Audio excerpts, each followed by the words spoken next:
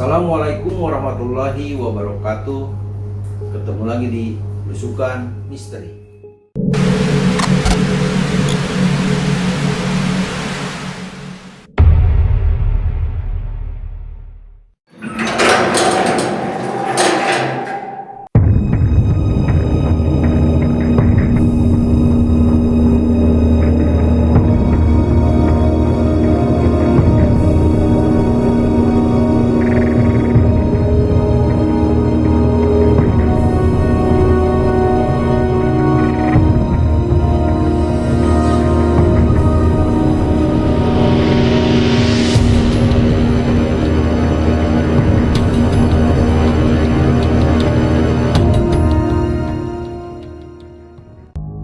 Gue akan mengangkat kisah cerita tentang seorang security yang bekerja di salah satu kantor perusahaan swasta. Seperti pada umumnya, security dibagi beberapa shift untuk bekerja, siang, sore, ataupun malam.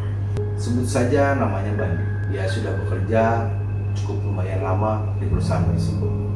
Dan perusahaan tersebut bersebelahan dengan galeri barang-barang antik yang persis ada di sebelah kantor Bandi bekerja. Hanya dipisahkan dengan lorong kecil yang menuju ke kamar mandi, tempat kedua karyawan galeri dan kantor tersebut untuk buang hajat ataupun yang lain. Singkat cerita, Bandi itu kebagian shift 3 pada minggu tersebut. Tepat di malam Jumat, giliran Bandi shift 3 yang bekerja dari mulai jam 11 malam sampai jam 7 pagi. Biasanya Bandi sebelum berangkat bekerja ketika malam Jumat selalu membaca surat Yasin untuk para leluhurnya. Tapi entah kenapa malam itu seakan-akan Bandi terlupakan untuk membaca surat Yasin tersebut.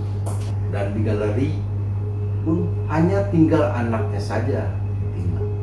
Orang tuanya dan karyawannya pergi ke salah satu kota untuk mengambil barang buat galeri tersebut. Entah kebetulan atau enggak, ketika malam tiba selepas hujan gerimis yang dari siang mengguyur, malam itu sudah kembali redup. Setelah mengisi jurnal dan berkeliling kantor untuk memastikan keadaan lebih aman, Bandi duduk termenung dan memastikan bahwa kondisi tempat dia bekerja benar-benar aman. Entah berapa lama, setelah hampir pukul 3 pagi, Bandi mulai merasa ngantuk dan memutuskan untuk rebahan. Karena dinginnya hawa dan sepinya kawasan tersebut, tidak ada teman mengobrol. Akhirnya Bandi pun memutuskan untuk rebahan. Bandi memilih dipan panjang ukiran khas Madura untuk dia beristirahat.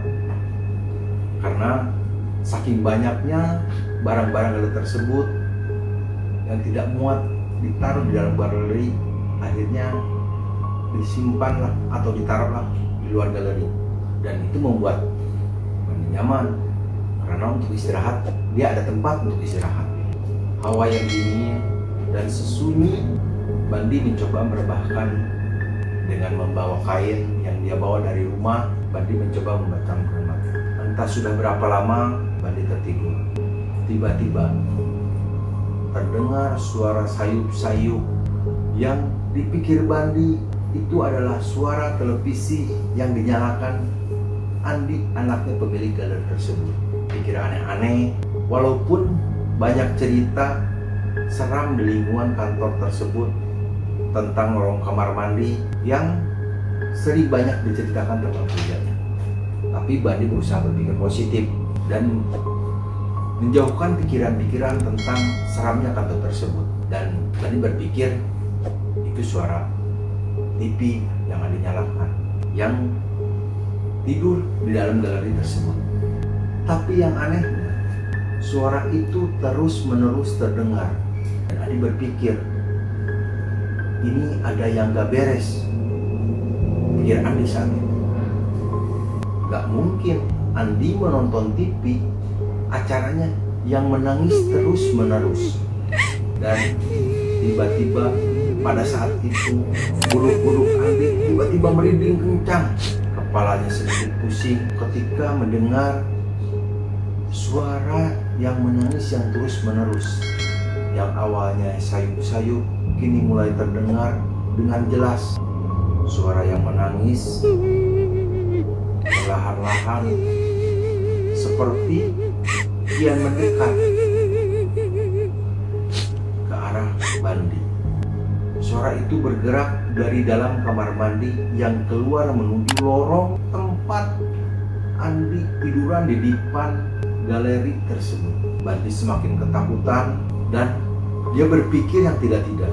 Dia hanya pasrah menunggu di balik selimut sarungnya yang dia bawa dari rumah. Setelah menunggu beberapa lama, kemudian suara itu pun berhenti tepat di lorong tersebut. Bandi yang awalnya ketakutan, kini dia mulai tenang.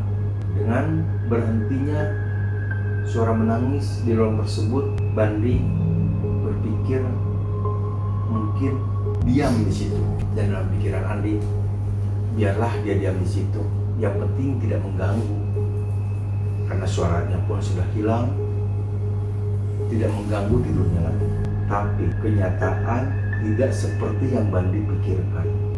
Entah kenapa, mungkin karena kesal maksudnya, menakuti Bandi, tapi tidak kesampaian. Tiba-tiba, brak, seperti suara bangku yang dilempar ke arah Bandi. Bandi yang saat itu, yang sudah mulai tenang, kembali berdetak jantung. Lebih kencang dari yang tadi dia alami. Keberaniannya yang tadi timbul kembali hilang seketika ketika mendengar suara bangku yang dilempar dan diiringi suara cekikikan. Hawa dingin terasa sekali sampai mendekati Bandi tidur. Bandi berpikir kuntilanak itu semakin mendekati dirinya. Dengan suara cekikikannya, dia terus-terusan membuat Bandi menutup seluruh tubuhnya dengan kain tersebut. Dia tidak berani bangun, dia hanya terdiam dan mendengar suara itu semakin mendekat ke arah Bandi. Bandi dengan keringat dingin bercucuran di tubuhnya, ketakutan yang semakin menjadi-jadi dan jantungnya berdetik kencang. Tapi ketika suara itu makin mendekat, dia mencoba mengingat-ingat doa nubuat yang diajarkan oleh orang tuanya ketika mendengar suara-suara tersebut. Mungkin pada saat itu suara tersebut adalah suara kuntilanak. Dengan terbata-bata, Andi mencoba membaca doa tersebut. Selama membaca doa tersebut, suara cekikan semakin menjadi-jadi dan membuat konsentrasi Bandi sedikit terganggu dengan suara cekikan tersebut. Tapi Bandi terus dan terus membaca doa nubuat tersebut sampai akhirnya suara itu pun menghilang. Dan setelah selesai membaca doa tersebut, alhamdulillah suara kuntilanak itu pun menghilang. Seperti ketakutan ketika Bandi membaca doa tersebut. Perlahan-lahan Bandi mencoba membuka selimut sarungnya yang dari tadi makin ke seluruh tubuh. Dengan keringat yang bercucuran, ketakutan yang menderah, dia akhirnya mulai merasakan ketenangan karena tidak ada lagi suara yang menakuti Bandi. Setelah menunggu beberapa lama, tanpa sadar, akhirnya Bandi pun ketiduran. Dan Bandi terbangun ketika mendengar suara azan yang dikumandangkan dari dekat masjid tempat dia bekerja. Tapi apa yang terjadi? Ketika dia bangun, dia melihat kursi kayu yang berantakan persis di lorong tersebut. Dan entah siapa yang melemparnya. Kemudian Andi pun bangun setelah menyaksikan sholat subuh. Dia pergi ke Andi dan membangunkan. Dan Bandi bertanya pada Andi, "Andi, apakah kamu semalam nakut-nakutin aku ya?" Kata Bandi bertanya. "Apa mas? Aku semalam tidur dan aku pun tidur sedikit gelisah. Tapi semalam sempat aku mendengar ada suara bangku yang jatuh. Dan Bandi pun tidak mau menceritakan kejadian tersebut kepada Andi karena takutnya membuat Andi pun nanti tidak nyaman untuk tidur di situ sendirian. Dan Bandi pun bercerita, iya nih semalam ada bangku jatuh. Dia mencoba membohongin Andi tentang bangku yang berantakan yang ada di lorong tersebut.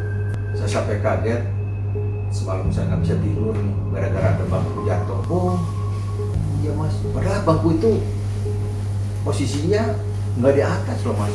Iya saya juga bingung, jawab Bandi. Kenapa bangku itu bisa ada di situ? Dia sambil mengambil bangku itu dan memindahkannya kembali ke tempat asalnya. Dan kejadian itu Bandi tidak ceritakan kepada teman-temannya karena Bandi berpikir takutnya cerita pengalaman malam tadi itu menakuti rekan-rekan kerja yang lainnya yang akhirnya membuat tidak mau jaga malam. Dan cerita tentang diganggu kuntilanak ketika malam Jumat hanya disimpan di cerita Bandi saja. Mungkin cerita tentang pengalaman seorang security yang diganggu kuntilanak yang terus menerus mungkin saya cukupkan sekian, dan mudah-mudahan cerita ini bisa menginspirasi kita semua bahwa ketakutan apapun kita harus tetap ingat sama Yang Maha Kuasa, tetap harus berpikir positif walaupun keadaan yang dialami Bandi tadi itu membuat orang mungkin kalau orang-orang yang tidak berani seperti Bandi tersebut akan lari meninggalkan tempat itu. Mungkin cerita tentang pengalaman Bandi di Ganggu Kuntilanak saya cukupkan sekian, dan tetap jangan lupa like, comment, subscribe Belusukan Misteri. Dan jika ada cerita ataupun pengalaman bisa dikirimkan ke email kita belusukanmisteri@gmail.com ataupun ke sosial media kita yang ada di link deskripsi. Tetap jaga kesehatan. Assalamualaikum warahmatullahi wabarakatuh.